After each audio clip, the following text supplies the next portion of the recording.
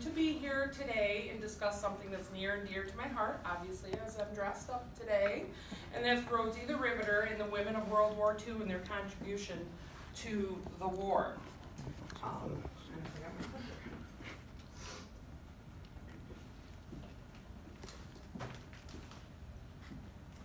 All right, question for y'all. Can somebody tell me, raise your hand, what happened on December 7th, 1941? Somebody was born.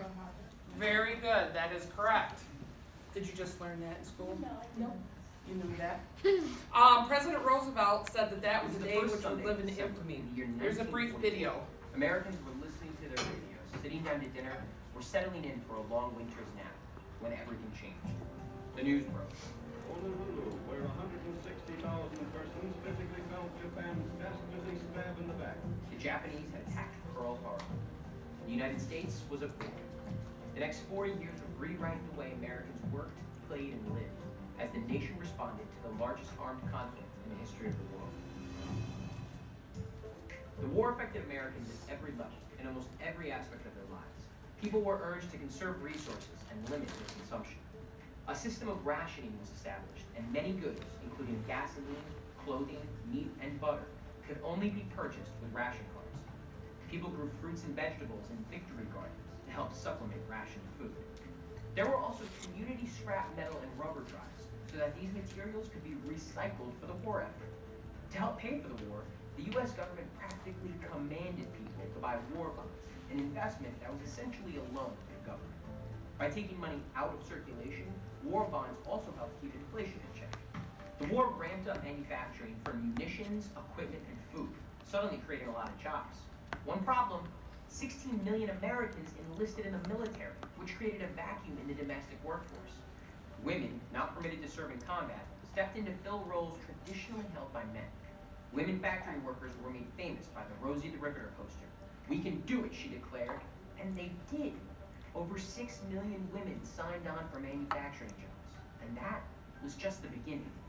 This manufacturing boom also contributed to the growth of American cities, particularly those in Southern California and the Southern U.S. The country was working And Detroit. and saving every last scrap. But it was important for morale that America not completely abandon its pre-war way of life. Popular pastimes like baseball and movies continued to entertain the public at home and the troops abroad.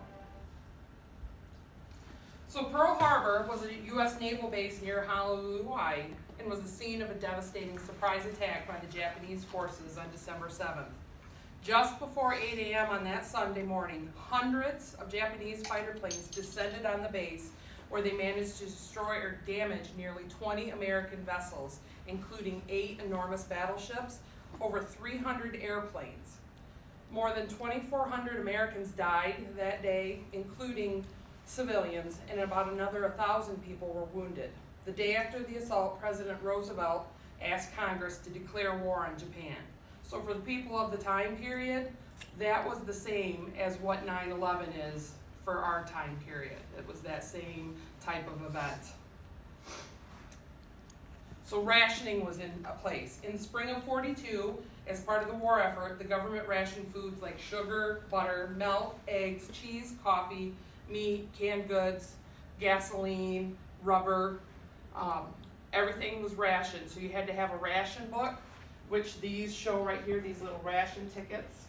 And they came in a book. And when it was your day to go to the store, they were divided up into different sections of the town. So if you lived on the north section of town, you could go to this store when it was your day and use your tickets to get sugar that day. And it might be coffee the next, and it might be butter the following day. So that was how rationing worked. And because a lot of people were either in the war or the women were working, children got very used to using rationing books and would do a lot of the shopping during World War II. Victory gardens. Labor and transportation shortages made it hard to harvest and move fruits and vegetables from the farms into the cities. So the government turned to its citizens, and nearly 20 million Americans answered the call, and they grew victory gardens. They would turn their front side and backyards into gardens and work with one another. So maybe I would have tomatoes, and you would have cucumbers, and you might have onions. So communities would rally together with their victory gardens and to help supplement the rationed goods. Community scrap metal drives. So as the video said, the Boy Scouts were one of the ones that did this a lot. They would go around in especially the larger cities and collect all kinds of scrap metal, aluminum, copper, steel, whatever. Examples, an old shovel, so like with a broken handle, an old shovel had enough iron for 4 hand grenades. 1 pound of waste fat, so back then the women cooked with fat. They didn't have ham spray back in the day, so they would cook with fat and they would save that fat. 1 pound of that had enough glycerin in it for 1 pound of gunpowder, and 12,000 old razor blades had enough steel in it to make 1 bomb. War bonds. The basic principle is you're loaning money to the government to fund the war. That was the basic principle. It was really good for the economy at the time, and it helped keep inflation in check. The last time that war bonds were issued was during World War II, and that was when full employment collided with rationing, and bonds were seen as a way to remove money from circulation and reduce the inflation. Issued by the government, they first called defense bonds, but were changed to war bonds after the attack on Pearl Harbor. It's basically a debt security that's the purpose of financing military operations, and at the time they yielded a mere 2.9% return on a 10-year maturity. So when you bought a war bond, you had that bond for 10 years and it would mature, and so they were only getting about 2.9% interest on it at the time. So women in work. Women often worked with large pieces of machinery. This woman here is working on a large industrial lathe that up until then would have been run by men. Women also worked in tight spaces because women were tinier, thinner, and so here you have somebody who's riveting on the inside of an A-20 bomber wing. The video said 6 million, and that's an estimate, and it's a low estimate because they didn't really keep records back at the time, but the estimate is about 6 million women went to work during the war, and another 10 million women volunteered in one way or another, either by a victory garden, scrap metal drives, donating blood, whatever. Examples of items that were produced by Rosie's, and a few good men because there were men still in the factories. In the wartime, 297,000 airplanes, 102,000 tanks, 372,000 artillery pieces, so like the large guns, 88,000 warships, battleships, cruisers, destroyers, 44 billion small arms ammunition rounds, and 47 million tons of artillery ammunition is just some of the estimates that the people produced during the war. So riveting, where did Rosie the Riveter get her name? Well, a bucked rivet is a round fastener that attaches 2 or more pieces of metal together. Here you see there's 2 women in unison. This is the actual rivet gun here, and there's a rivet on there. This lady, it's hard to see, but right here she's holding what's called a bucking bar. So the 2 of them work together to form the rivet, and the rivet holds in compression, so like if you had a piece of paper between your thumb and your finger, that's compression, but it also holds in shear, meaning it doesn't let the pieces of metal shift from one another. And typically the rivets that held everything together had tremendous holding power. The other thing about these teams of women that were riveting, they would have to be in time with one another, and they would often sing songs that had a certain rhythm to them, or chants, to keep in time with one another as they're working down. Because here they can, it's cut away and you can see each other, but as she moves down into the fuselage of the plane, you can't see one another, but they could hear each other, and that's how they would work in tandem, riveting. Okay. Now we're going to have a little show and tell, sort of. Take questions. Rồi, À. cho con.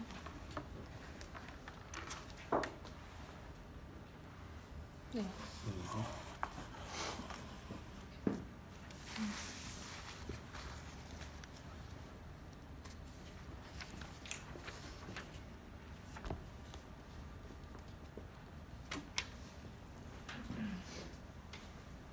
And these aren't in any order, so you really are picking randomly.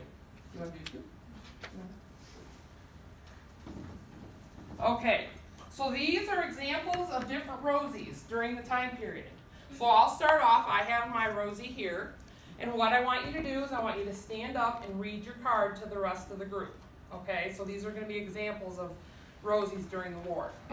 My Rosie's name is Carrie, and she worked at the Continental Can Company. Job was to catch a stack of tin can lids as they came almost flying out of a coasting machine with their fresh rubber ring inside. Weighted powdered eggs for our military and Britain. Collected tin cans, scrap steel and rubber, and also grew a victory garden. So these are stories from actual Rosies during the war. It's not, so the name, I didn't put the last name on there, but the name is an actual person. You wanna go ahead and start? Yeah. Okay. Mine is Tina. She said, I worked on the B-25 bomber. I drilled holes in the metal using a rivet gun to put two pieces together. My parts were on a table. I worked on the same parts all the time. Parts moved along in assembly line fashion. When you finished riveting a section, it was dropped down on a conveyor belt and moved to the next screw. I wore goggles and a headscarf for protection. Rivet guns were on pulleys hung above our heads. Very good. My Rosie is Geneva. Her job was at Robbins Field with soldering cables at a test bench. The workers did not know what these were. The parts were brought to their station with instructions and were picked up when the work was done. The building where she worked had one door to enter and exit. A guard checked each worker's ID when they entered after they had already been checked at the gate, outside. The employees took their jobs very seriously and did not talk to other people about their work. Now this is an example of somebody who was probably in a very highly classified area, and when she said they didn't know what the parts were, some jobs that was literally, they would show you one or two pieces, and maybe you knew the third and fourth step, and you knew the fifth and sixth step, so not everyone knew the whole process to begin with, and that was to keep confidentiality and to keep information away from the spies, because there was a lot of espionage and spying going on at the time. So that's why there was heavy security at her plant too. Thank you. Mine is Margot, and she said, I answered an ad for Seattle Bowling's first women's training school in May 1942. I turned 22 that month. We were rushed to bowling after a few days. Could I do what the men expected of me? I was sure going to try. I worked as a rivet bucker on swing shift.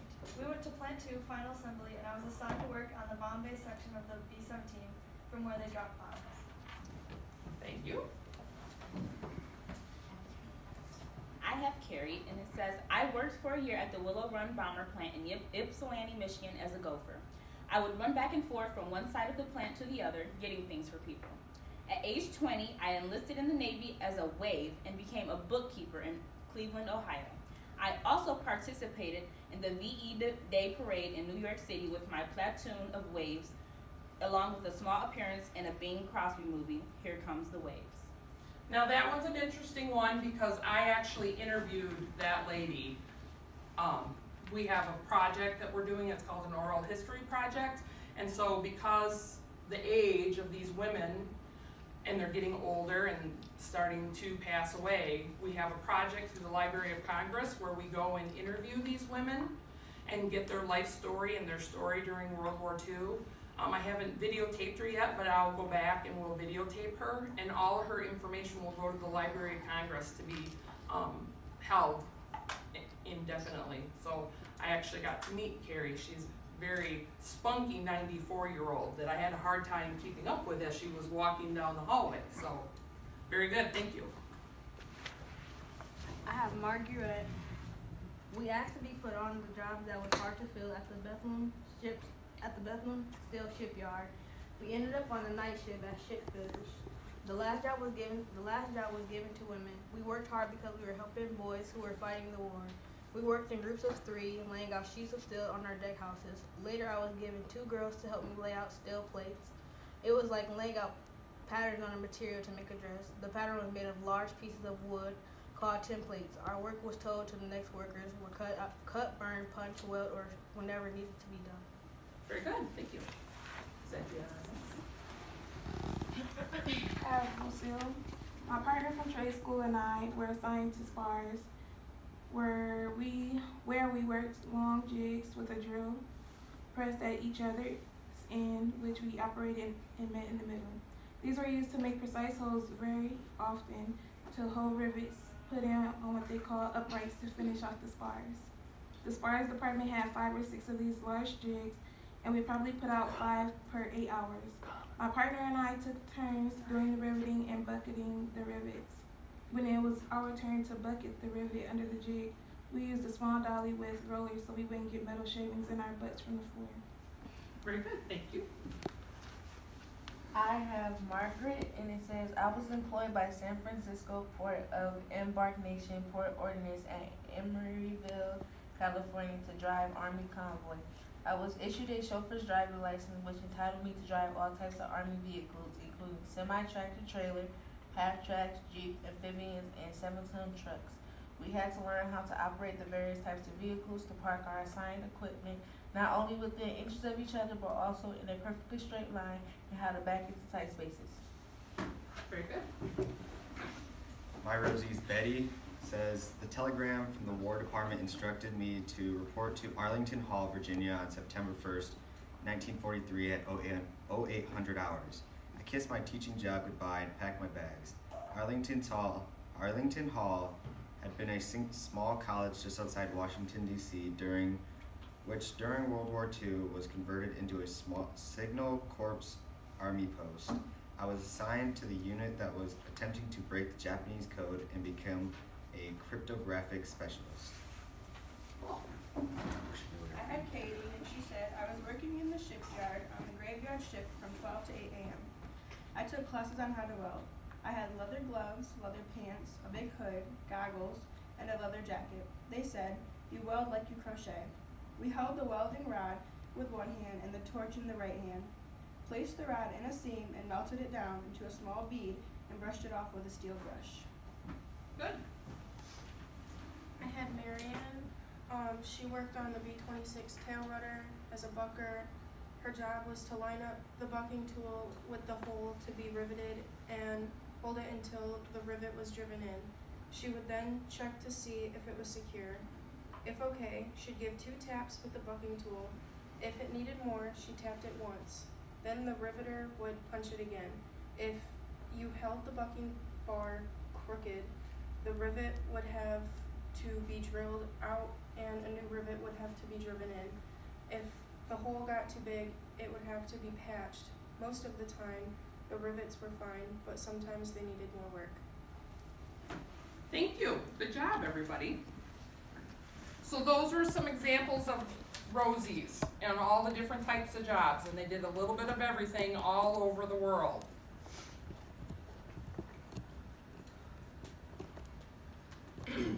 So the Willow Run Bomber Plant that Carrie was talking about, when this was built, was the largest manufacturing and assembly plant in the world in 1942. And this is the Willow Run Bomber Plant. At its peak production, once they were fully staffed and had everything going the way they wanted to, they could produce 1 B-24 bomber every 55 minutes.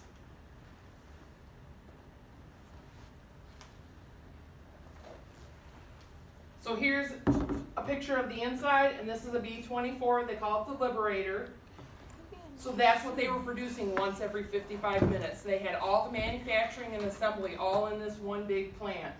One of these bombers has 550,000 parts and has over 700,000 rivets that all had to be done by hand. So when the kids were talking about the bucking bar and riveting, that all was done by hand, was not done by automation. So 700,000 rivets in just one plane. Today, this is a little on the slow side. Today, this is all that's left of the Willow Run Bomber Plant. So this red here is where the footprint used to be, and this little bit right here is all that's left. So the Tribute Rosie troop that I belong to, we're actually trying to save this remaining part of the building, and this, along with new building, is going to eventually become a Smithsonian Air Museum. with backing from the Smithsonian. And so this is us. We want to save the Willow Run Bomber plant. That's kind of what we do. So along with manufacturing, women were in the military too. They had the Women's Air Force Service Pilots, or WASP. In 42, the United States was faced with severe shortage of pilots, and leaders gambled on an experimental program to help fill that void. Train women to fly military aircraft so male pilots could be released for combat. Approximately 1,100 women flew almost every type of aircraft as part of the program.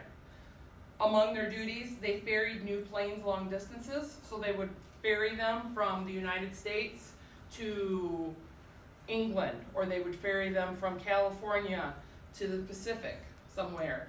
So they were flying over large bodies of water. They tested newly overhauled planes, so if a plane was brought back and needed to be redone, they were test pilots. They also towed targets to give ground and air gunners training shooting with live ammunition. So they're towing something behind their airplane and are being fired at with live ammunition.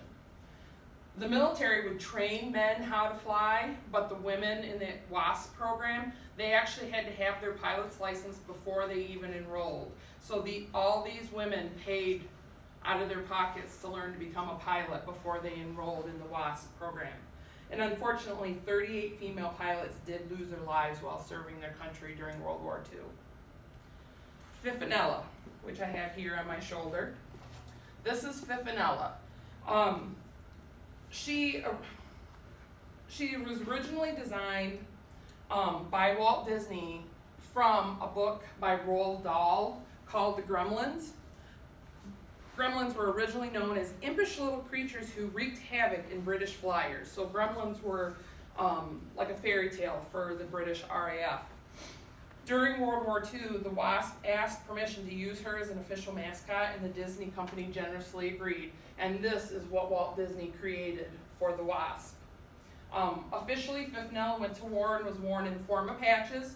Some were leather, some were cloth, but they were always worn on the WASP flight jackets. Women's Army Corps. So this is the Army.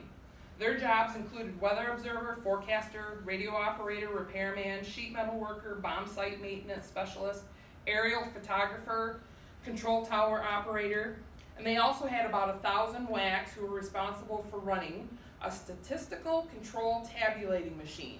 Anybody guess what that would be these days? That's precursor of modern day computers, is what that was. So, other assignments included the Ordnance Department, where they computed the velocity of bullets. They mixed gunpowder, measured bomb fragments, and loaded shells. Then we have the WAVES, which is the Women Accepted for Voluntary Emergency Service. The Navy established the WAVES to perform the same assignments as the WACs, with such duties as control operators. But they recognized their natural talents and ability to perform as well, if not better, than men, and the Bureau of Aeronautics restricted aviator operator positions to WAVES in the fall of 1942. At least 1/3 of the WAVES were assigned to naval aviation duties during World War II. A final attraction to join the WAVES became a reality when the Navy awarded women equal pay and rank in October of 1943. And they were the only, of all the services, the Navy was the only one that awarded women the same pay and rank as a man who was doing the same job as she was. Within a year after that, 27,000 women were wearing WAVES uniforms. And Carrie was a WAVE. She said when she heard about about Pearl Harbor that she wanted to join the military so she could get those jabs. Not very politically correct these days, but back then that was the mindset. The Marines, where's their cute little name? Well, Marine General Holcomb rolled out the cute titles. In a March 44 issue of Life magazine, he announced, they're Marines. They don't have a nickname and they don't need one. They get their basic training in a Marine atmosphere at a Marine post. They inherit the traditions of Marines. They are Marines. So, and they did many of the jobs that men did, just like the other services. And then we have the SPARs, who are part of the Coast Guard. Their name came from the first 4 letters of the Coast Guard's motto, which is Semper Paratus, which means always ready. In the course of the World War II, about 10 to 11,000 women volunteered for the Coast Guard. The average enlisted applicant was about 22 years of age, up to 29 for an officer. And they wanted people who had a high school diploma and a few years work experience, and they were looking for people who were familiar with the water, either swimming or boating. They did a lot of the same jobs. They rigged parachutes, drove vehicles, cooking, radio operators. But at the time, the unique job for SPARS was operators of the then brand new and highly classified Loran, and it's L-O-R-A-N, Loran technology, which was used by the Coast Guard for calculating the precise location of ships and aircrafts. It'd be a new era for women in the American workforce after World War II, obviously. Another quick She video. starred in a famous World War II era propaganda campaign and eventually became one of the most famous icons in American history. But who exactly was Rosie the Riveter? And what's the real story behind her well-known image? To start with, it's not really about a riveter named Rosie. It's not even about one woman, but about millions. After the United States entered World War II in late 1941, government and industrial leaders called on American women to join the workforce in order to replace manpower lost when men enlisted as soldiers. Some 6 million would answer that call. Between 1940 and 1945, the female demographic of the national workforce increased from 27% to nearly 37%. Half of these working women took on tough jobs in defense industries. Rosie was first introduced to the public in a popular song called Rosie the Riveter, released in early 1943. The song was made famous by swing band leader James Kern K. Kaiser. Norman Rockwell had undoubtedly heard the song when he painted a female riveter on her lunch break for the Memorial Day issue of the Saturday Evening Post that year. Posed like the prophet Isaiah in Michelangelo's famous fresco on the Sistine Chapel ceiling, she rests her foot on a battered copy of Hitler's Mein Kampf. Her riveting gun rests on her lap, while her lunchbox clearly reads Rosie. Rockwell's model was a dental hygienist named Mary Keith, but was there a real Rosie the Riveter? After Rockwell's cover appeared on newsstands, the press lost no time in casting real-life Rosies. One of the most well-known was Rose Will Monroe, who worked as a riveter of B-24 and B-49 bomber airplanes at the Willow Run Aircraft Factory in Ypsilanti, Michigan. Monroe appeared in a promotional video for war bonds after a chance run-in with a Hollywood actor filming at the factory. But Rosie the Riveter was bigger than just one woman. She was a symbol of the wartime work and sacrifice of millions. Though Rockwell's painting was the original depiction of Rosie, she is most widely identified with a different image. In 1942, the year before the Rosie song was released, the Westinghouse Power Company commissioned J. Howard Miller to create a promotional poster that would boost morale among its employees. The now famous poster featured a bandana-clad woman flexing her arm muscles under the slogan, "We can do it." Due to copyright restrictions on Rockwell's work, Miller's "We Can Do It" poster was adopted by the feminist movement of the 1980s as a modern symbol of female empowerment. It is now the image most commonly associated with Rosie. From wartime propaganda to feminist symbol, Rosie has remained a riveting icon in American history. Has anybody seen that poster before? Seen it around and used? Okay. So the first real Rosie the Riveter, or her use in media, was the song that was written by Red Evans and Jacob Loeb. And it was released in about early 1943. And they were talking about Kay Kaiser, but actually one of the more popular ones is this one by the Four Vagabonds.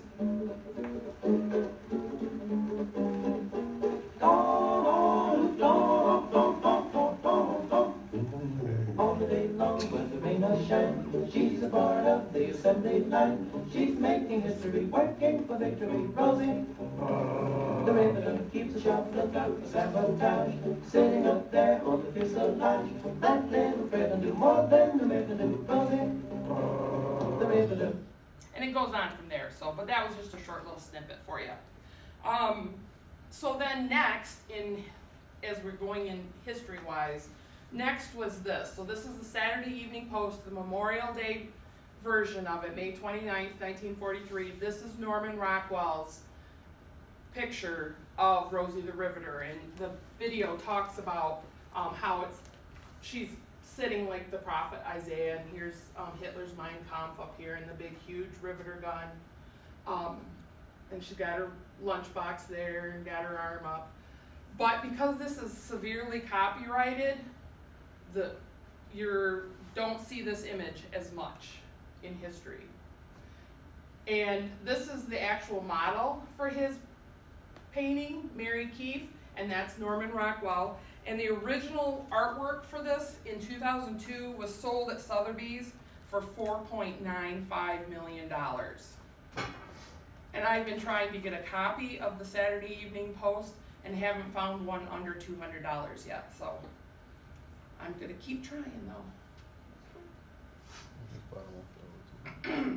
So in March of 1942, a photographer was touring the Naval Air Station in Alameda, California, and snapped a photo of this 20-year-old woman. Her name is Naomi Parker Fraley, and she's wearing the stylish red and white polka dotted bandana, and she's working on a vertical turret lathe right there. This picture here was published in papers all over the country. There are some that say that Miller, J. Howard Miller, used this image to construct this poster, but people who were close to Howard said that he very rarely used models or images. This poster here was only seen for 2 weeks during World War II, and it was only seen in the Westinghouse Electric Company. It was a poster that was put up to boost morale and to get the women to work longer hours. So it was only ever up for 2 weeks, and just the Westinghouse employees saw it. But in the 70s and the 80s, with the women's rights movements, because there's no copyright on this, that's when it became famous, and that's when everyone started recognizing this as Rosie the Riveter. And Rosie the Riveter is an icon, is the whole group of women. It's not just one person. So this is my original Rosie. This is Mary DeForest Baker, who happens to be my mom, and this is my father, Donald Baker. She worked on a farm, and self-employed farming is also considered Rosie, because back then women may helped on farms, but they didn't necessarily do the farming. But to release men to go to war, my mom worked on an active dairy farm and would plow the fields and plant the fields, run the tractors, milk the cows, did everything on a dairy farm. She also had a victory garden, so that makes her an original Rosie also. My dad was a World War II vet. He was in the U.S. Navy, and he was a boatsman's mate on the Pacific coast. So because my mom is a Rosie, I am a Rosebud, according to the American Rosie the Riveter Association. And I'm also a tribute Rosie, so I'm part of a group that we dress as Rosie the Riveter. And the mission of the Tribute Rosie Troop is to raise awareness of World War II era historical campaigns of importance to American history. They accomplish this mission by portraying Rosie the Riveter on behalf of the Michigan Aerospace Foundation at various events. So the outfit that you all noticed when I came in, this is a pic from when they do the Guinness World Record for the most people dressed as Rosie the Riveter. Women at the time during World War II, because of rationing and because money was tight, they couldn't go out and buy work clothes, so they would use their husbands, their brothers, their cousins. They would use, whoever men that were in their life, they would use their work clothes to go to work. A lot of times they would go to work in a dress, because at that time period it was not fashionable or not acceptable for women to wear pants. So they would go to work in their dress. When they would get to work, they would change into the work outfit and then work all day and then change and go home. So the parts of the outfit, the red bandana, the work coveralls, 2-piece or 1-piece, I have a lunchbox, and our pants rolled up with our red socks and our black work boots. So this is our outfit. This is a picture of the last Guinness World Record attempt. And any guesses where I am in this mass of 3,755 men, women, and children dressed as Rosie the Riveter? It took me a while, but I'm way up here. Yes, and so currently Michigan has the Guinness World Record for the most people, and it says people, so there are men that come dressed up in the uniform, children, babies, women. So we currently have the world record for that. We compete with a group out of California, and so we'll have to just wait and see if they want to try to challenge us again, and if we have to do the record again.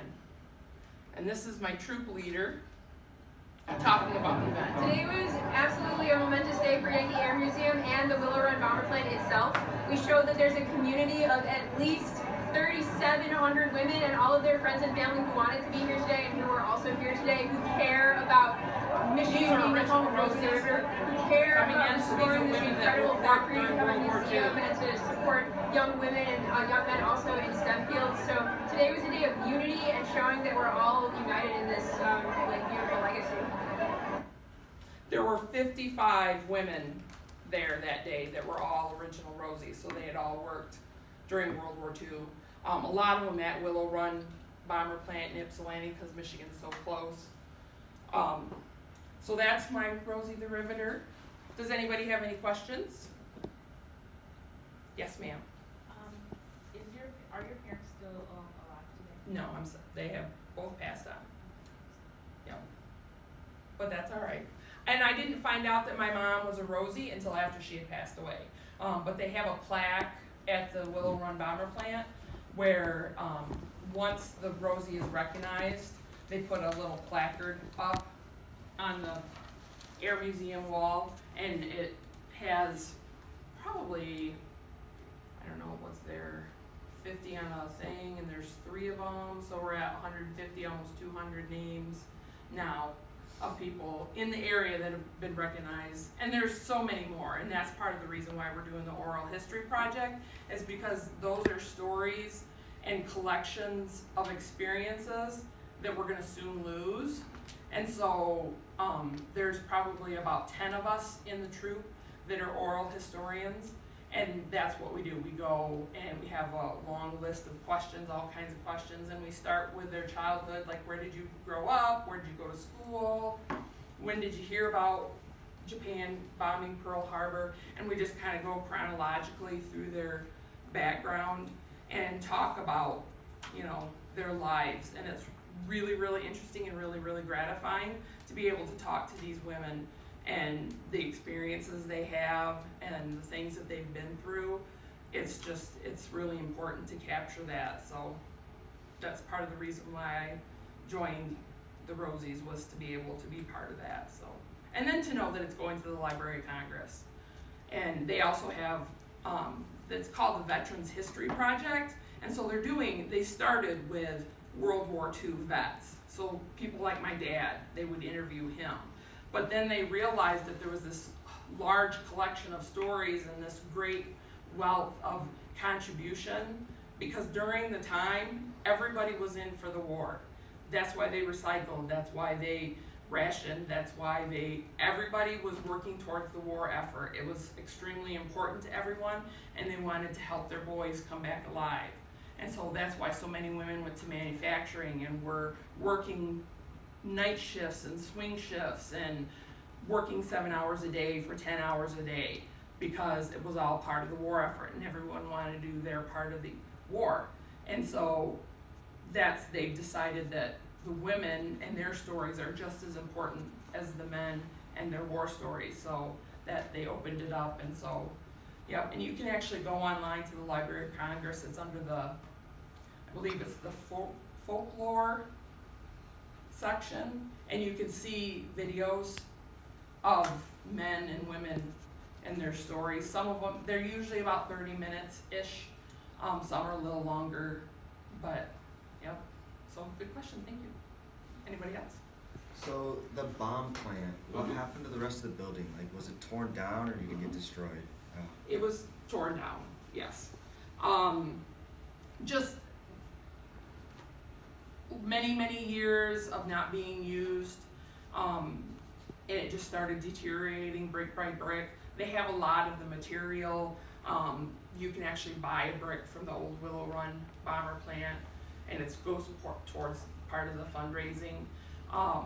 They have just recently in the last 2 years saved, so the part that I showed you, the little part, that just recently was saved from demolition because they were getting ready to demolish that part of the building too. And there's, I don't know if I can, there's a hangar right next to it that's from the same time period, was built along with the bomber plant, and they've been using that right along. And actually the Air Museum, if you ever get to that side of the state and want a quick little trip and see some neat planes and a little bit of history, the Yankee Air Museum is a fun couple of hours. And they have a thing in there about Rosie the Riveter. That's the one thing that in the new Smithsonian Museum, they're gonna have a big, huge section all about Rosie the Riveter and her history and memorabilia, and they'll be running the videos that we're collecting right now. They'll have them running. They currently have a lot of veterans videos playing at the Yankee Air Museum now. Oh my gosh. I was really quicker to go over to the computer.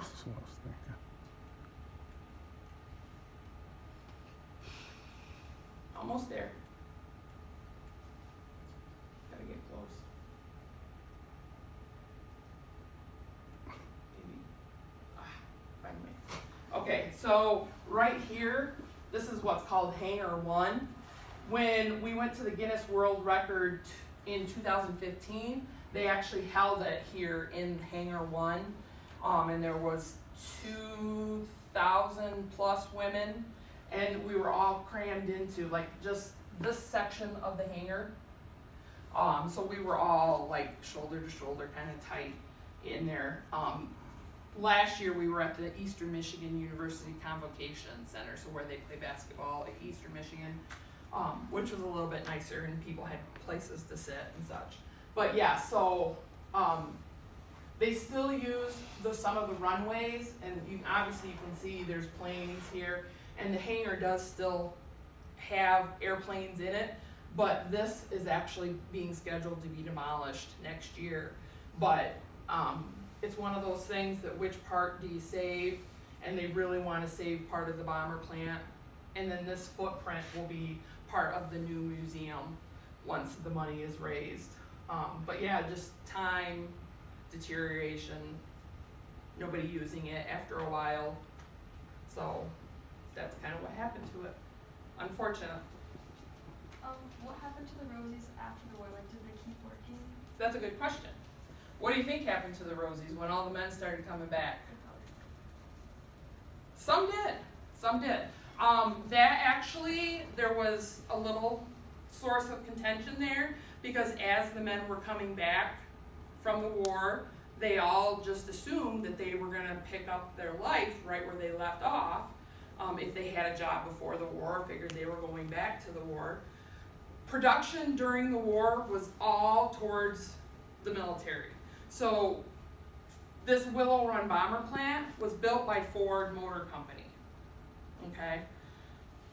The River Rouge, which is one of their main plants at the time, was where they manufactured their cars, and they turned all the manufacturing from cars. Like, you can't find a 1942, 43, or 44 car because they didn't produce cars during that time period. All production. So candy companies would switch to making energy bars to be sent over to the men in war, and car companies were making tanks and airplane motors and bomber plants and such. But after the war, and then we didn't need all these bombers and tanks and engines and such, the manufacturing started to revert back to normal. So Ford started making cars again, General Motors started making cars again, the candy company goes back to making candy and whatnot. The war did change the face of manufacturing, and there are a lot of women who did continue to work. But then there were other women, Carrie, that you had. She, when she got out of the military, she was very happy to get married. 18 days after she met her beau, She met him roller skating, and he was roller skating with a Coast Guard girl, and Carrie said that, well, I'm not gonna let her have him, and so she roller skated up to him, and they hung out that night, and 18 days later they got married, and she had her first child and got out of the military. So it's kind of a mix. Some women, if you were younger and working in the factories, you were wanting to get married and wanting to start a family because that was, you know, that time frame. You have to remember things are a lot different now than they were back then. That's what women did. They got married and had children. So it was kind of a mix. So some women stayed working and some women started families. So good question. Anybody else? Okay, so did you feel like you learned something today? Mm-hmm. Yeah? Have a little more, what do I want to say? I can't, a little more respect for people who, what they had to do and what they went through during the war? Yeah, okay, good job. All right, potty break. Get something to drink.